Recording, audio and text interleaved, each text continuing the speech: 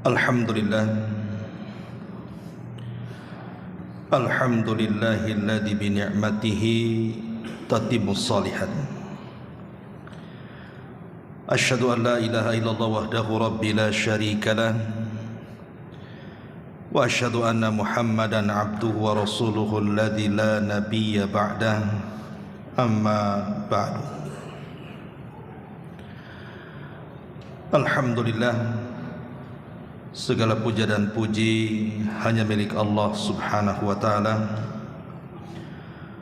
Salawat dan juga iringan salam tetap kita hadiahkan kepada Rasul kita Nabi besar Muhammad sallallahu alaihi wa ala alihi wasallam. Hadirin dan hadirat yang dimuliakan Allah subhanahu wa ta'ala, malam ini kita akan membahas tema nasihat seputar amalan-amalan yang dengan sebab amalan itu jasad kita tidak akan tersentuh dengan api neraka.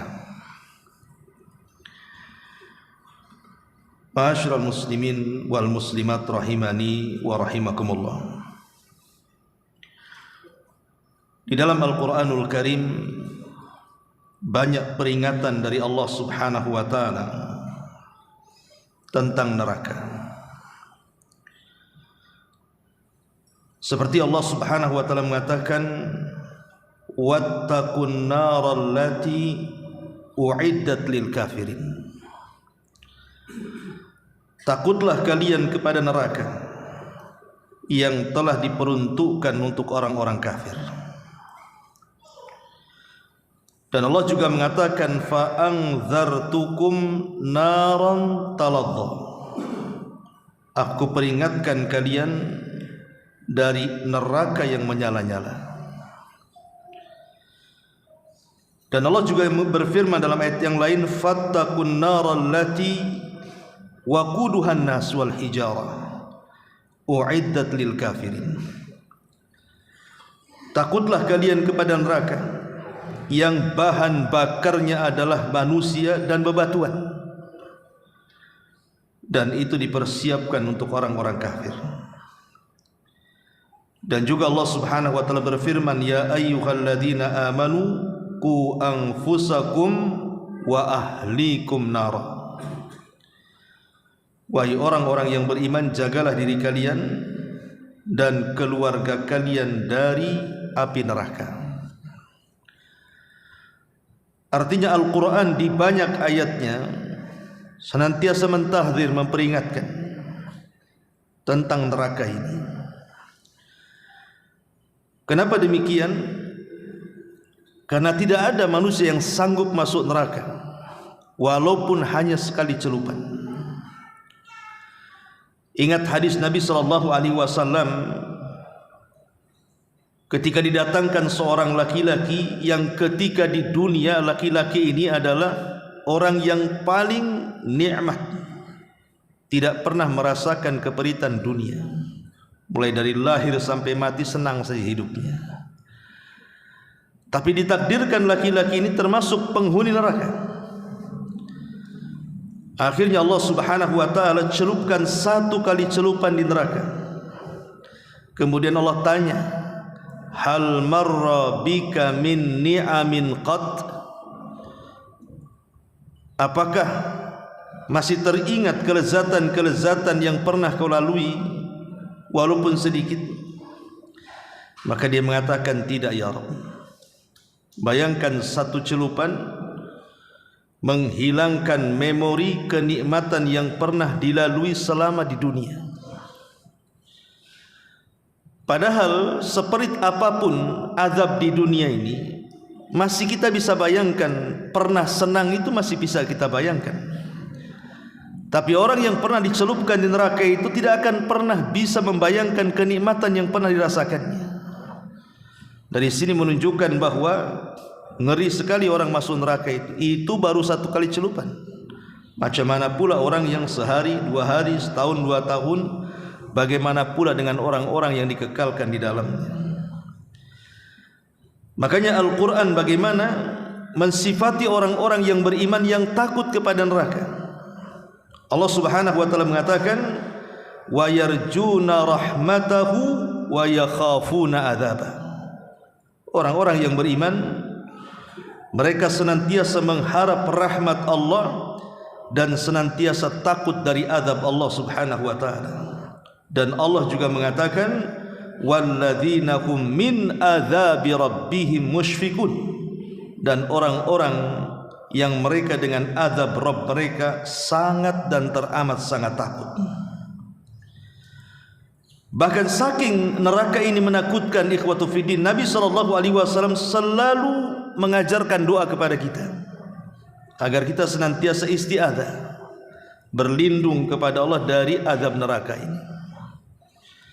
Lihat dalam salat, sebelum tasyahud akhir, sebelum salam, Nabi SAW mengajarkan 4 perlindungan kan. Salah satunya adalah Allahumma inni a'udzubika min azabi jahannam.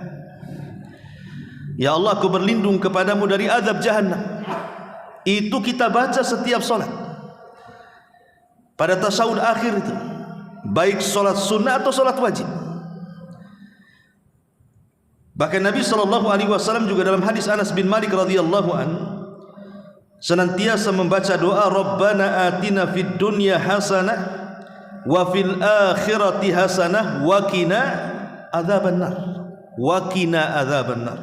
Ya Allah, jauhkan aku dari azab neraka. Bahkan disebutkan juga dalam hadis Abu Hurairah radhiyallahu an, Nabi SAW juga banyak berdoa dengan doa Allahumma inni a'udzubika min harri jahannam. Ya Allah, aku berlindung kepadamu dari panasnya neraka jahannam. Bahkan Umar bin Khattab radhiyallahu anhu pernah mengatakan, "Lau nada munadin minas sama." Kalau sekiranya ada panggilan yang berasal dari langit, "Ayyuhan nas, innakum dakhilunal jannata kullakum illa rajulan wahidan la khiftu an akuna ana." Kata Umar bin Khattab radhiyallahu an, kalau seandainya yang memanggil itu mengatakan wahai manusia, kalian semua masuk surga kecuali 1 orang, maka Umar mengatakan jangan-jangan itu aku, saking takutnya dengan neraka itu. Bahkan dikisahkan dari Abdullah ibn Ar-Rumi, dia mengatakan ballagani, telah sampai kepadaku, anna Utsman ibn Affan radhiyallahu anhu qala, bahwa Utsman ibn Affan mengatakan, lau anni bainal jannati wan nar, kalau sekiranya aku didudukkan antara surga dan neraka, wala adri ila ayyatihima yu'maru bihi, dan aku tidak tahu aku ini diperintahkan kemana, berjalan ke surgakah ke nerakakah, maka Utsman mengatakan lakhtartu an akuna ramadan qabla an a'lam ila ayyatiha asir, maka aku berharap aku jadi tanah saja, jadi debu saja, sebelum aku tahu kemana aku harus melangkah, katanya. Saking takutnya dia dimasukkan ke neraka. Ma'asyiral muslimin wal muslimat rahimani wa rahimakumullah. Bahkan ulama salaf semata-mata mereka melihat api di dunia saja, mereka sudah terbayangkan tuh api neraka. Makanya ketika Allah Subhanahu wa taala menyinggung soal api di dunia, dan Allah tutup ayatnya dengan mengatakan nahnu ja'alnaha tadhkiratan, kami jadikan api dunia itu untuk mengingat akan api yang lebih besar daripada api dunia, maksudnya api neraka. Disebutkan oleh Abu Hayyan At-Taimi, dia mengatakan sami'tu mundu 30 sanatan anna Abdullah ibn Mas'udin marra 'ala alladhina yanfukhuna 'ala al-kir fasaqata, akhrajahu al-Imam Ahmad. Kata Abu Hayyan At-Taimi, aku mendengar sejak 30 tahun Abdullah ibn Mas'ud radhiyallahu an apabila lewat di sebuah pandai besi. Kemudian dia melihat ada kipas yang sedang mengkipas-kipasi api. Kemudian menyalalah api itu, maka langsung terbayang azab neraka. Dia pun kemudian jatuh dan pingsan. Dan senada juga dikatakan oleh Sa'ad ibn Akhrum, dia mengatakan, kuntu amsi ma ibni Mas'ud, aku pernah berjalan bersama Ibnu Mas'ud, famarra bil haddadin, maka kami lewati orang-orang yang sedang membuat senjata di pandai besi. Wa qad akhraju hadidan minan nar, dan mereka sedang mengeluarkan besi yang berwarna merah dari api itu. Maka Ibnu Mas'ud melihat api itu, fabaka, dia pun menangis. Kemudian dia pun tersungkur dan pingsan. Begitulah para ulama salaf ikhwatu fiddin muliakan Allah Subhanahu wa taala, takutnya mereka kepada neraka sampai api di dunia saja mereka bayangkan itu neraka. Sehingga sebagian mereka menghalangi untuk tertawa. Saking kalau mereka teringat neraka itu, mereka tidak mau tertawa lagi. Seperti yang dikatakan oleh Sa'id bin Zubair radhiyallahu anhu, dia mengatakan ketika Hajjaj berkata kepada Sa'id bin Zubair, "Ballaghani annaka lam tadhhab." Telah sampai kepadaku bahwa engkau tidak pernah tertawa, tidak pernah tersenyum. Kenapa? Maka Sa'id bin Zubair mengatakan, "Kaifa adhhab wa jahannam qad su'irat wal aghlal qad nusibat waz zabaniyah qad uidat." Bagaimana aku bisa tertawa, kata Sa'id bin Zubair, sementara jahannam sudah dinyalakan, rantai sudah disiapkan, dan malaikat-malaikat zabaniyah penyeret orang ke neraka sudah siap menyeret kita. Bagaimana aku akan tertawa, kata Sa'id ibn Zubair radhiyallahu anhu. Makanya Rasul mengatakan, lau ta'lamuna ma a'lamu la dhahiktum qalilan wa la bakaitum katsira. Kalau kalian tahu apa yang ku tahu tentang neraka, sungguh kalian akan sedikit tertawa dan banyak menangis. Ma'asyiral muslimin yang dimuliakan Allah Azza wa Jalla, setelah kita tahu bagaimana kondisi para ulama tentang neraka, maka kita masuk pada poinnya, tidak memperpanjang mukadimah. Apa saja amalan-amalan yang bisa menghindarkan kita dari api neraka? Yang pertama, qaulu la ilaha illallah bi ikhlasin wa yaqin. Ucapan kalimatut tauhid la ilaha illallah tentu dengan keikhlasan dan dengan keyakinan. An Anas bin Malik radhiyallahu an anna an-nabiy sallallahu alaihi wasallam qala li Muadz ibn Jabal radhiyallahu an, ma min ahadin yashhadu an la ilaha illallah wa anna Muhammadar Rasulullah sidqan min qalbihi illa harramahu Allahu 'alan nar. Rawahu al-Bukhari wa Muslim.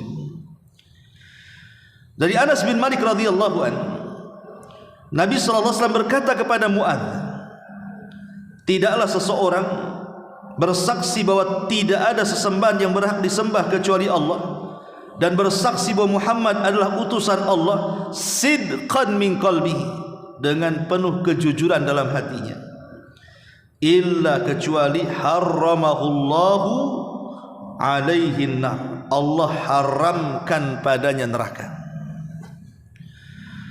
Tentu bukan hanya sekedar mengucap, ya, bukan hanya sekedar mengucap kalimat la ilaha illallah. Tentu namanya kalimat la ilaha illallah itu kan ada syurutnya, ada syarat-syaratnya, ada rukun-rukunnya. Karena banyak di masyarakat itu mereka mengucapkan kalimat la ilaha illallah tapi masih melakukan praktek kesyirikan. Lisannya la ilaha illallah tapi masih suka datang ke dukun. Lisannya mengucapkan la ilaha illallah tapi masih percaya dengan tangkal dan jimat. Lisannya mengucapkan la ilaha illallah tapi masih percaya dengan klinik-klinik, khurafat-khurafat. Maka ini tidak manfaat kalimat itu. Jadi kalimat itu maksudnya adalah dengan segala konsekuensi dan makna yang terkandung pada kalimat la ilaha illallah, baru akan manfaat kalimat itu. Ini yang pertama. Yang kedua, husnul khuluqi wa layyinul janib, baik akhlak, supel, bersikap mudah, dan tidak mempersulit orang lain.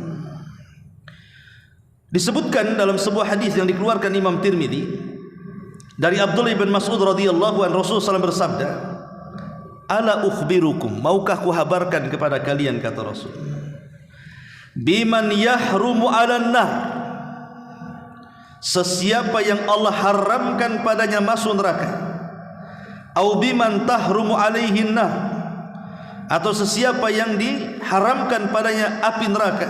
Kemudian Rasul mengatakan, "Ala kulli qaribin hayyinin layyinin sahlin." Rasul menyebutkan dari akhlak itu 4 sifat. Pertama, qarib. Qarib itu artinya supel dengan orang, dekat dengan orang, mudah bergaul. Yang kedua, hayyin. Hayyin, lembut orangnya, tenang, tidak gegabah, mudah, ya, itu disebut hayyin namanya. Kemudian kata Rasul, layyin, dalam bicara santun, tidak mudah marah. Dan yang terakhir, sahlin, suka mempermudah urusan orang, tidak berbelit-belit, dimintai pertolongan mudah sekali. Intinya bahwa 4 perkara ini termasuk akhlak. Makanya Nabi SAW mengatakan, rahimallahu rajulan samhan idza ba'a wa samhan idza ishtara wa samhan idza qada wa samhan idza iqtada. Semoga Allah merahmati seseorang yang mempermudah ketika menjadi pembeli, ketika menjadi penjual, ketika meminjami uang, dan ketika membayar hutang. Apa maksudnya mempermudah ini? Di masyarakat kita tahu bahwa terkadang ada penjual dan pembeli itu dua-duanya mempersulit. Tetapi Islam mengajarkan tidak demikian, dan ini suksesi perdagangan di zaman Nabi. Ketika orang-orang Yahudi itu mempersulit, maka Nabi SAW mengatakan kepada para sahabat, semoga Allah merahmati orang yang mempermudah. Mempermudah. Umpamanya kita jadi penjual nih, Anda jual apa gitu kan, kemudian kita ada datang pembeli kepada kita, mudahkan pembeli itu. Dengan cara apa? Dengan cara bersedekah. Contoh dia beli 1 kilo jeruk, kita kasih 1 kilo, tambah lagi sedikit, tanpa dia tahu. Dan ini bentuk sedekahus sir namanya, sedekah yang tidak ada tahu kecuali penjual dengan Allah saja. Pembeli kan tahunya 1 kilo, padahal lebih itu sebenarnya. Ini namanya sedekahus sir, dan sedekahus sir itu tudfi'u ghadabar, bisa memadamkan kemurkaan Allah. Akhirnya dengan cara itu berkah jualannya, berkah keluarganya, berkah hasilnya, karena tidak ada yang tahu sedekahnya kecuali dengan Allah saja. Dan kalau menjadi pembeli juga sama, mempermudah. Kadang gara-gara kembalian 1.000 atau 2.000 perak, kita ini selaku Allah Ta'ala, atau selain daripada jihad tetapi dalam rangka ketaatan kepada Allah, jadi bisa melangkahkan untuk jihad berperang, atau melangkahkan ke tempat-tempat yang sifatnya di situ ketaatan kepada Allah Azza wa Jalla. Kayak antum datang ke majelis ta'lim, berjalan, ini masuk juga. Nabi SAW mengatakan, man ighbarrat qadamahu fi sabilillah sa'atan min naharin fahuma haramun 'alan nar. Barang siapa yang kedua kakinya terkena debu di jalan Allah 1 waktu di siang hari, maka kedua kakinya akan diharamkan dari api neraka. Dalam riwayat, man igbarrat qadamahu fi sabilillah harramallahu 'alan nar. Barang siapa yang kakinya berdebu karena melangkahkan ke tempat yang di situ jalan Allah Subhanahu wa taala, Allah haramkan padanya api neraka. Jadi kalau kaki kita berjalan dalam rangka ketaatan kepada Allah Azza wa Jalla, entah berupa salat ke masjid, thalabul ilmi, bersilaturahim, atau lebih daripada itu berjihad di jalan Allah Subhanahu wa taala, berperang begitu kan, maka masuk pada hadis ini, Allah haramkan padanya api neraka. Kemudian yang keempat, as-salatu, menjaga salat. Kata Nabi sallallahu alaihi wasallam, man hafadha 'ala as-salawatil khamsi ala wudu'iha wa mawaqitiha wa ruku'iha wa sujudiha yaraha haqqan lillahi alaihi hurrima 'alan nar. Kata Nabi sallallahu alaihi wasallam, barang siapa yang menjaga salat 5 waktu, mulai dari wudunya dia jaga, waktu-waktunya dia jaga, ruku dan sujudnya dia jaga. Jadi 4 perkara yang dijaga dalam salat itu. Pertama wudunya, kedua waktunya, ketiga rukunya, keempat sujudnya, maka Allah haramkan padanya neraka. Kenapa kemudian di sini 4 perkara ini? Karena 4-empatnya memiliki keistimewaan tersendiri. Adapun wudu jelas merontokkan semua dosa-dosa kita lewat air wudu itu. Adapun menjaga waktu karena itu seafdal-afdalnya amal. As-salatu ala waktiha, salat tepat waktu. Adapun ruku dan sujud itu merontokkan semua kesalahan kita. Karena ketika kita salat itu, ketika kita mulai takbiratul ihram, maka Allah letakkan dosa-dosa kita itu di pundak dan kepala. Jadi setiap kita salat itu Allahu Akbar, maka Allah letakkan dosa itu di pundak kita dan kepala kita. Setiap kita ruku, disitulah berjatuhan dosanya. Setiap kita sujud, disitulah berjatuhan dosanya. Makanya wajar kalau Nabi SAW mengatakan, bagaimana pendapat kalian kalau di depan pintu rumah kalian ada sungai yang sangat jernih, kemudian kalian mandi 5 kali di sungai itu, bukankah bersih badan kalian? Ya, tentu bersih. Kata Rasul, begitu pula dosa apabila digempur dengan sholat 5 waktu, seperti itulah bersihnya. Dan pembersihan dosa ketika sholat itu kapan? Saat ruku dan sujud. Makanya Rasul mengatakan, amma fir ruku fa'adzimu fihi rabb, wa amma fis sujud fajtahidu fihi du'a faqaminun an yustajabulah. Adapun dalam posisi ruku, kata Rasulullah, besarkan Allah di situ, subhana rabbiyal azim. Adapun di sujud, berdoalah sungguh-sungguh di situ, karena itu tempat di mana tidak ada yang ditolak doa-doanya. Lah siapa yang menjaga 4 perkara ini, Allah haramkan neraka padanya. Hadis ini dihasankan oleh Syekh Albani rahimahullahu taala. Kemudian yang nomor 5, al-muhafadzatu ala 4 raka'atin qabla zuhri wa 4 ba'daha. Berusaha menjaga salat 4 rakaat sunnah sebelum zuhur dan 4 rakaat setelahnya. Tentu 2 kali salam, 2 kali salam ya. 4 rakaat sebelum zuhur dan 4 rakaat sesudahnya, dengan 2 kali salam, 2 kali salam. Disebutkan dalam sebuah hadis yang disahihkan oleh Syekh Albani rahimahullah taala dalam Sahih Tirmidzi, dari hadis Ummi Habibah radhiyallahu an, istri Nabi sallallahu alaihi wasallam, dia mengatakan, aku mendengar Rasul bersabda, man hafadha ala 4 raka'atin qabla zuhri wa 4 ba'daha harramallahu 'alan nar. Barang siapa yang menjaga 4 rakaat sebelum zuhur dan 4 rakaat sesudah zuhur, maka Allah haramkan neraka padanya. Tentu orang yang istiqomah ya, 4 rakaat sebelum zuhur, 4 rakaat setelahnya, 2 rakaat ya. Dan yang dimaksud 4 rakaat sebelum zuhur tentu yang rawatib 2 rakaat saja setelah zuhur kan. Adapun sebelum zuhur ada yang mengatakan rawatib 4 rakaat. Makanya ketika perselisihan ulama, salat sunnah rawatib itu berapa rakaat? Ada yang mengatakan 10, ada yang mengatakan 12. Yang mengatakan 10 berarti 2 rakaat sebelum zuhur, yang mengatakan 12 4 rakaat sebelum zuhur. Di situ perbedaannya. Taib. Kemudian yang nomor 6, zikrullah wa tauhidu indal maut.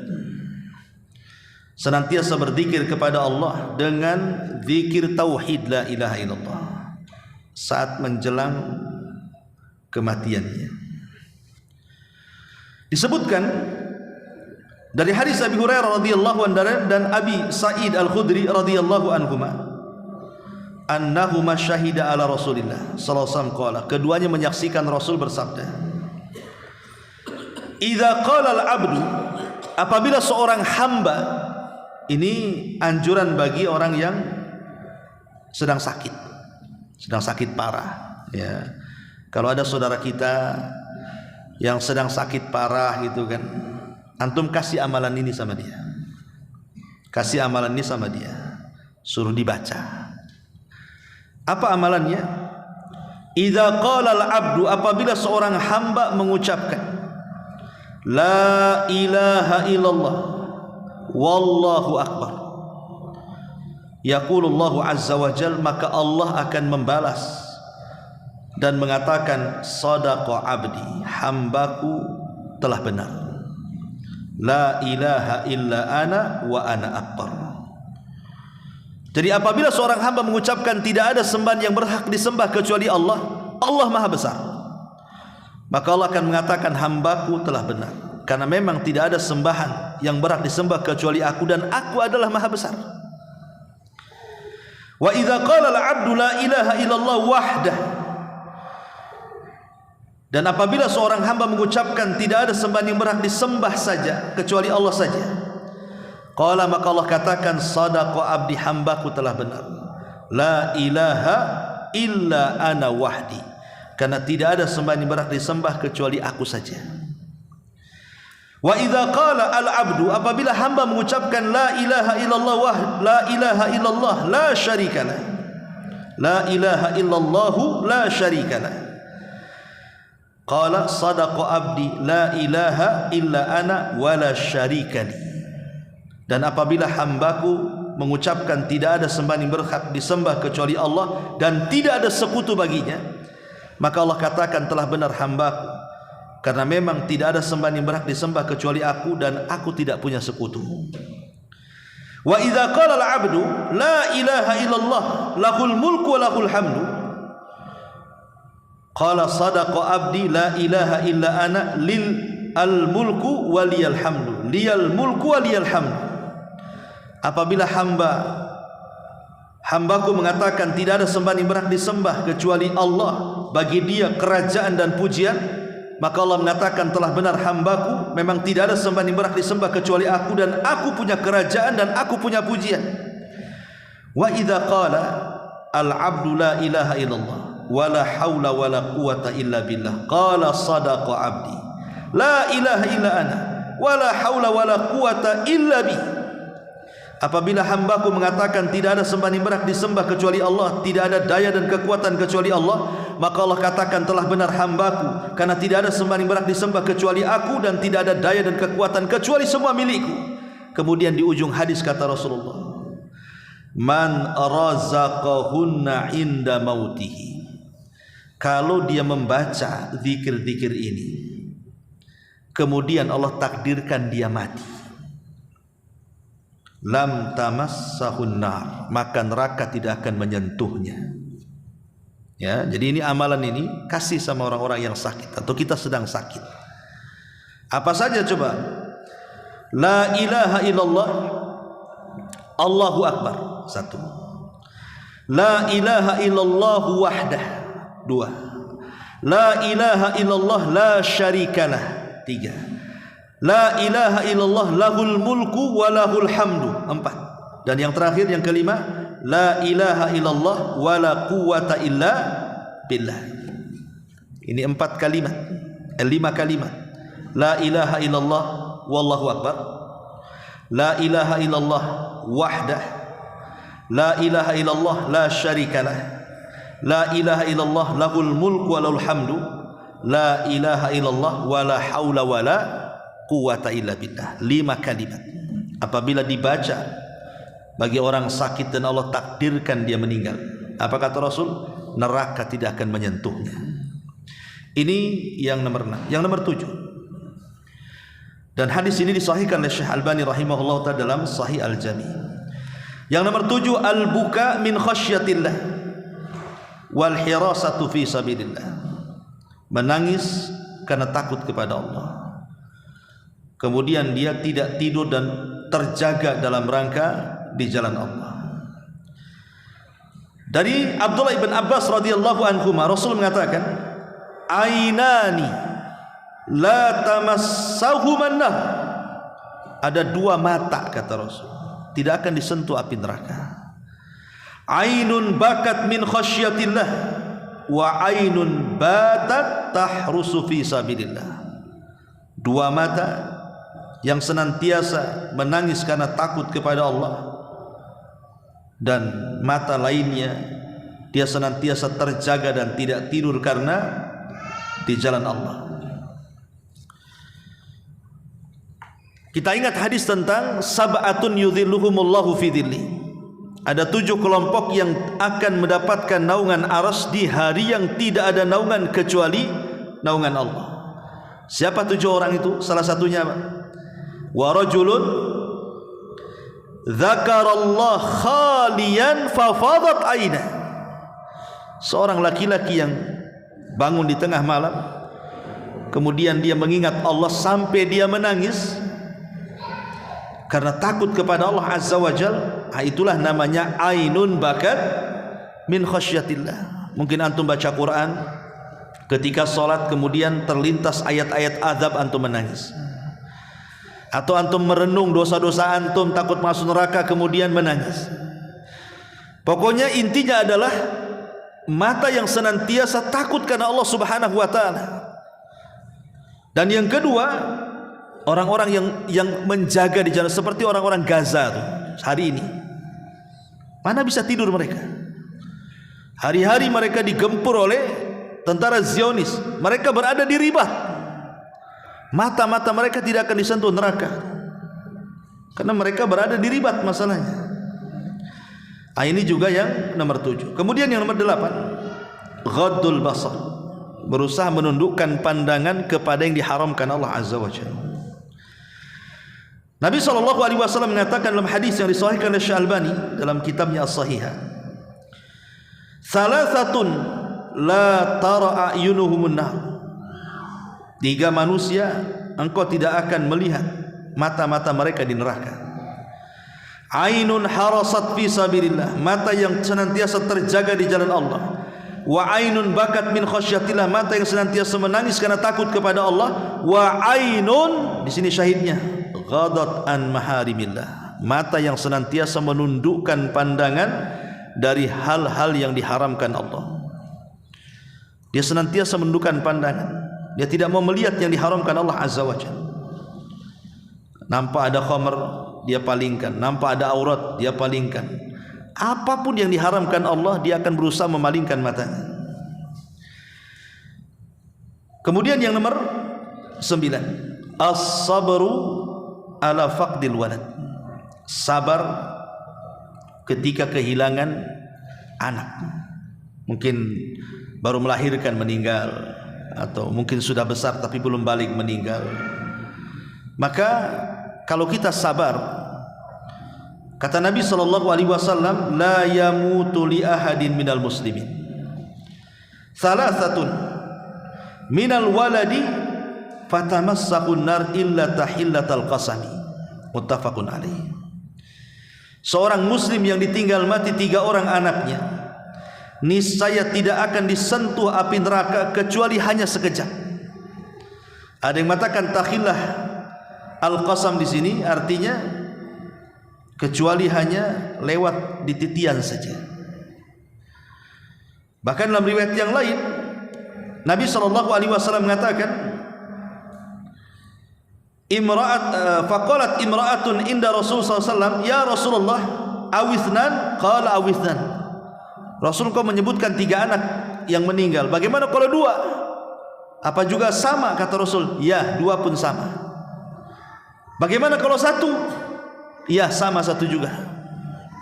Artinya yang penting ketika anak itu meninggal, kita sabar. Karena kematian anak itu sering saya ulang-ulang, beda dengan kematian pasangan ataupun orang tua. Kalau kematian pasangan, cari pasangan lain, selesai sedihnya. Kematian orang tua sebentar saja, habis itu rebutan warisnya.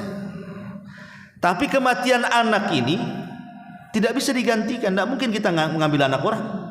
Gimana caranya? Makanya orang-orang awam itu yang saya perhatikan tuh, kalau kematian anak itu terpikir anaknya, bukan mikir dianya, tapi mikir anaknya. Anak yang sudah dikubur tuh dipikir sama dia. Datang hujan, gimana dia kehujanan katanya. Begitu kan? Panas terik, kasihan kali lah dia kepanasan katanya. Nanti gelap-gelap malam-malam termenung sama siapa lah dia sekarang katanya, gelap kasihan kan. Itu orang awam kan gitu biasanya. Padahal anak itu yang senang masukkan surga ruhnya tuh. Tapi orang tua yang menangisi belum tentu dia masuk surga. Harusnya kan ada malaikat. Apa yang dikatakan orang tuanya? Hamidaka wastarja. Dia mengucapkan alhamdulillah, innalillah wa inna ilaihi rajiun. Maka Allah katakan, kalau begitu bangunkan satu rumah di surga, wasammuhu baitul hamdi. Kasih nama istananya Baitul Hamdi. Harusnya orang tua ketika meninggal anaknya bersyukur. Alhamdulillah, dia jadi syafaat saya pada hari kiamat. Innalillah wa inna ilaihi rajiun. Itu maksudnya. Jangan larut dengan kesedihan. Buat apa dia sudah masuk surga anaknya? Harusnya dia mikir dialah kan begitu. Belum tentu saya nanti kalau saya nggak masuk surga nggak ketemu anak saya. Harusnya kan berpikir begitu kalau saya tidak baik. Yang dipikirkan kita, jangan bayi kita. Itu maksudnya. Makanya di sini Nabi SAW memberikan pahala kepada orang yang sabar karena kematian anaknya, bahwa dia tidak akan disentuh api neraka. Kemudian yang nomor 10, salatul fajri fi jama'atin. Salat fajar dengan berjamaah. Kata Nabi SAW, man shalla lillahi arba'ina yawman. Afwan, bukan salat fajar ya. Salat jamaah. Salat berjamaah. Man shalla lillahi arba'ina yawman fi jama'atin yudrik at-takbiratal ula kutibat lahu bara'atun minan nar wa bara'atun minan nifaq. Siapa yang salat karena Allah 40 hari saja, 40 hari. Syaratnya apa? Dia 40 hari berjamaah terus dan dia mendapatkan takbiratul ihram imam 40 hari berturut-turut, dan dia mendapatkan takbiratul ihram imam, maka Allah akan catat kepadanya dua perkara. Pertama, neraka tidak akan menyentuhnya. Yang kedua, sifat munafik tidak ada pada badannya,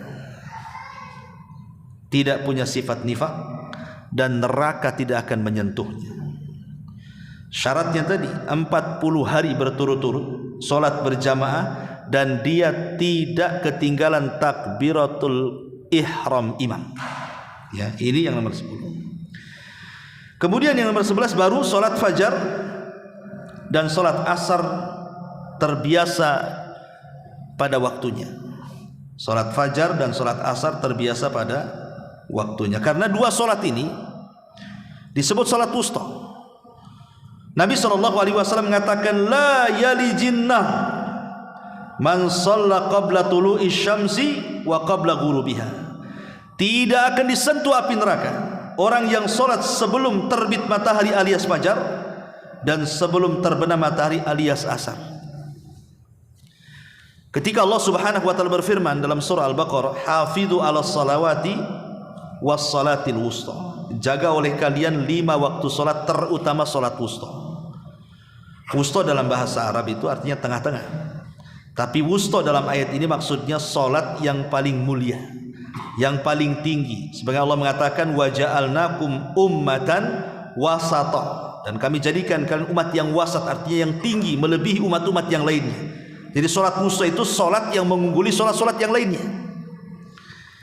Ulama berselisih pendapat kepada 3 perselisihan. Yang pertama ada yang mengatakan salat wusta itu salat asar. Karena salat asar itu dikatakan wusta berdasarkan nas. Memang Rasul yang ngomong salat asar itu salat wusta. Saat Rasul menjaga parit Khandaq, kemudian musuh terus menyerang sampai Rasul salat asar di waktu maghrib. Marah Rasul. Rasul mengatakan semoga Allah penuhi kuburan-kuburan orang-orang musyrik itu dengan neraka karena mereka sudah mengakhirkan waktu salat wusta katanya. Artinya Rasul mengisyaratkan wusta ke asar. Yang kedua, salat wusta itu salat subuh. Karena salat subuh itu tidak ada gandengannya. Kalau zuhur ada dengan asar, maghrib dengan isya. Kalau subuh dengan mana? Nggak bisa dijamah. Mau ditarik ke asar, ke zuhur tak bisa. Mau ditarik ke isya pun tak bisa. Dia sendiri, di tengah-tengah dia. Makanya disebut salat wusta, salat subuh itu. Kemudian yang ketiga, tidak, salat wusta itu bukan zuhur, bukan subuh, bukan asar. Tapi salat wusta itu tidak ada yang tahu, bisa zuhur, bisa maghrib, bisa isya, bisa, pokoknya dari 5 waktu itu bisa salah satunya. Salat wusta itu sama dengan Lailatul Qadar. Kita tidak tahu yang mana satu. Bisa tanggal 21, 23, 25, 27, 29. Sama dengan Ismul A'zam dalam Asmaul Husna. Maka salat wusta itu tidak tahu mana yang satu, supaya kita melaksanakan 5-5-nya sehingga bertepatan dengan salat wusta. Walaupun jumhur ulama banyak yang menguatkan salat wusta itu salat asar karena berdasarkan nas. Tapi baik asar ataupun subuh, dua-duanya memiliki keistimewaan yang sama. Karena di 2 waktu ini turun malaikat mencatat amalan kita, sehingga subuh dan asar pahalanya 2. Jadi subuh 2, asar 2. Tapi kalau zuhur, kemudian maghrib, isya cuma 1 pahalanya. Kenapa? Karena dicatat 1 malaikat saja.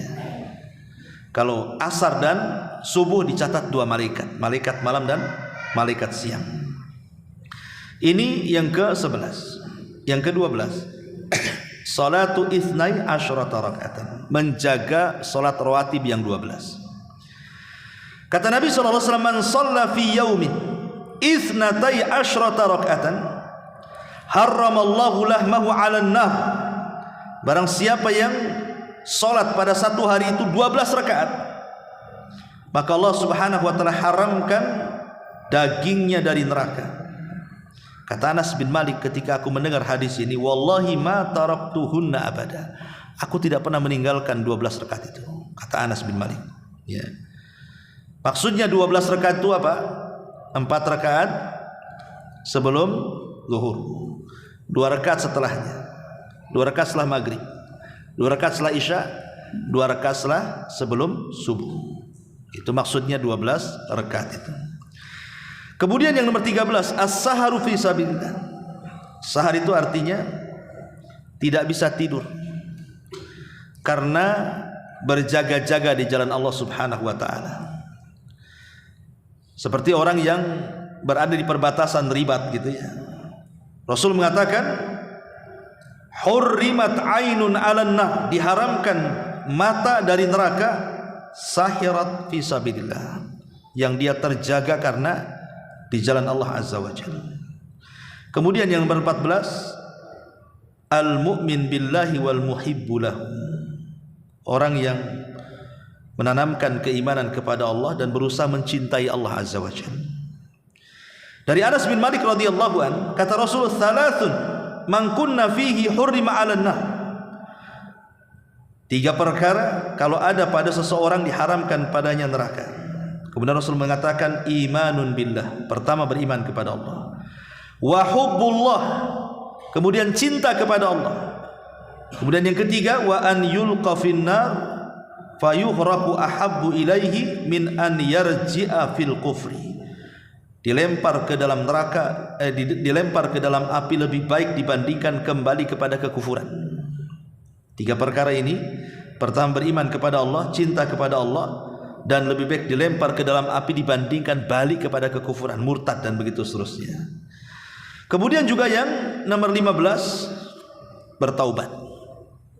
Ingat kisah yang membunuh 99 jiwa, harusnya dia masuk neraka kan?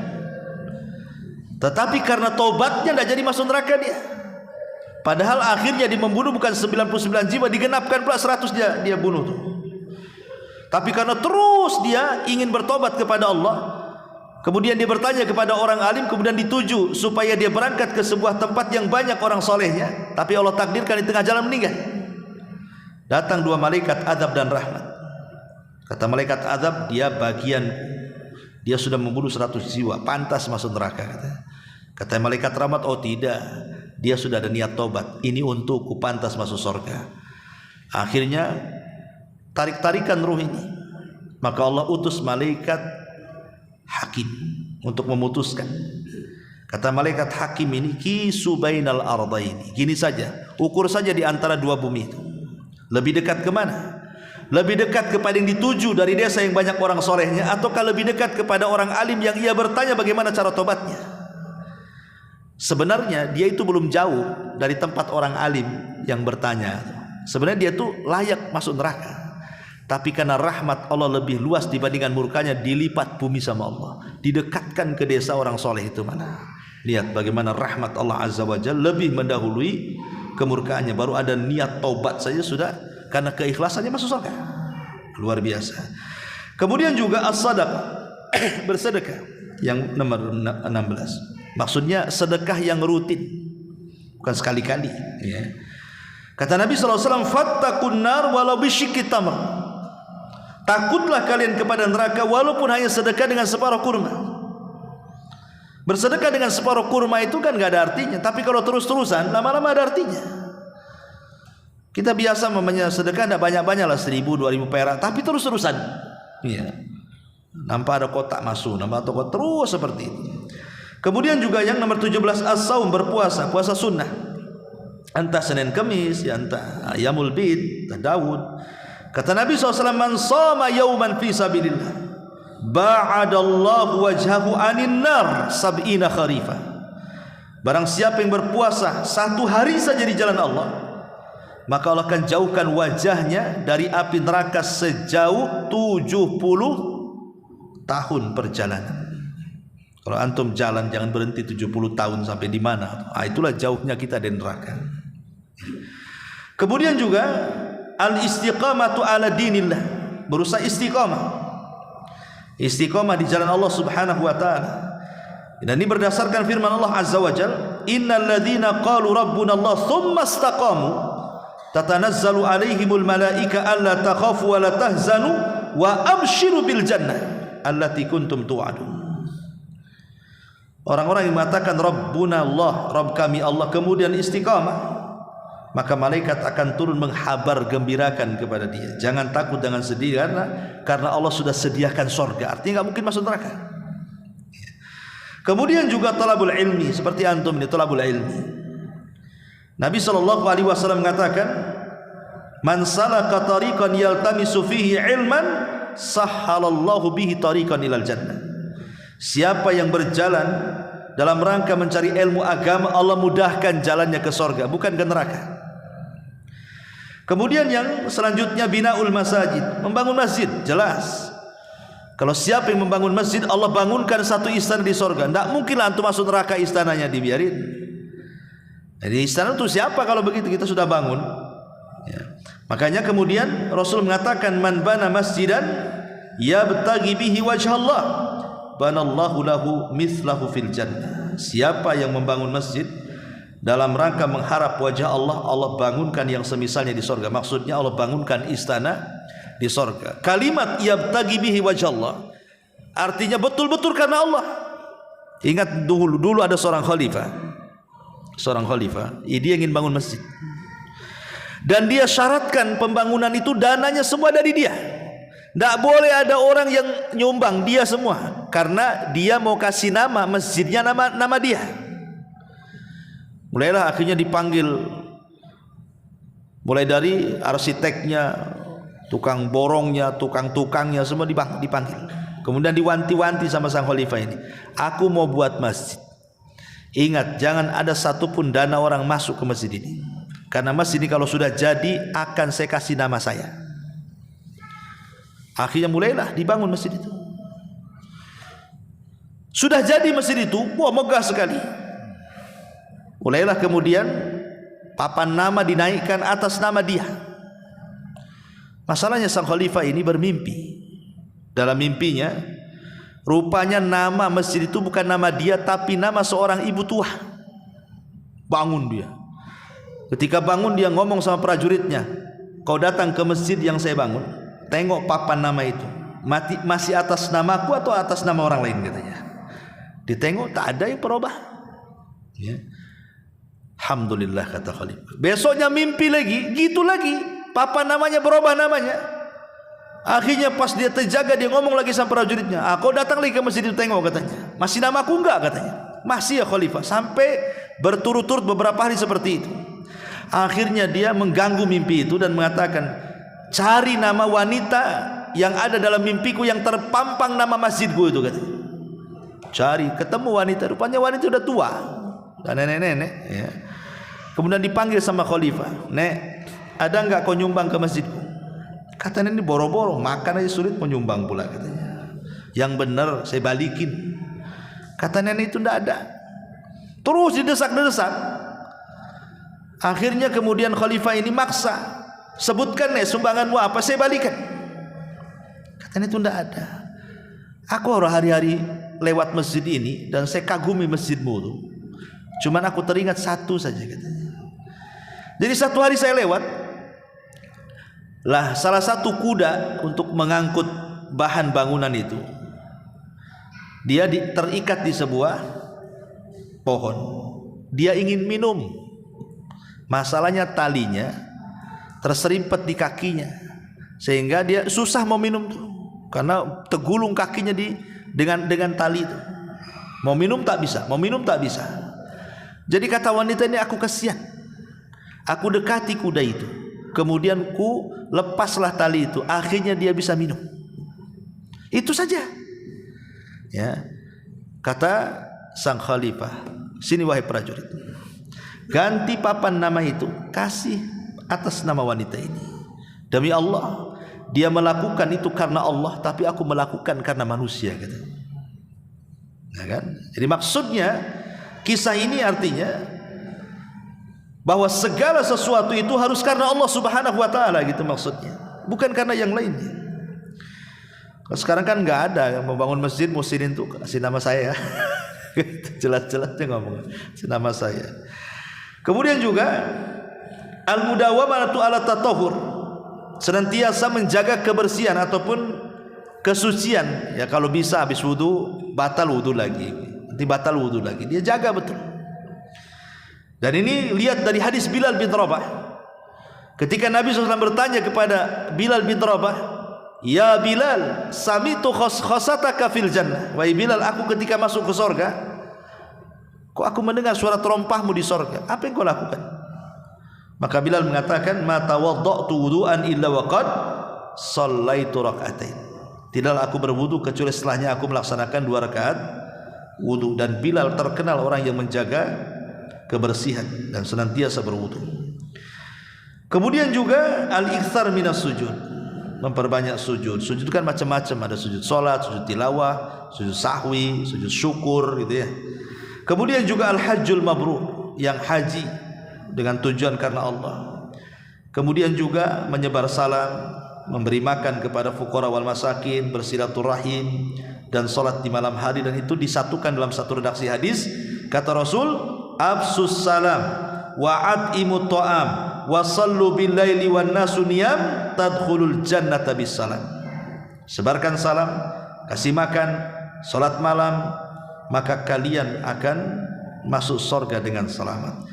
Dan banyak lagi hal-hal yang berkaitan dengan amal-amal yang bisa menjauhkan kita dari api neraka ini. Sebagiannya saja, ini saja yang bisa sampaikan, ya, mudah-mudahan ada manfaatnya.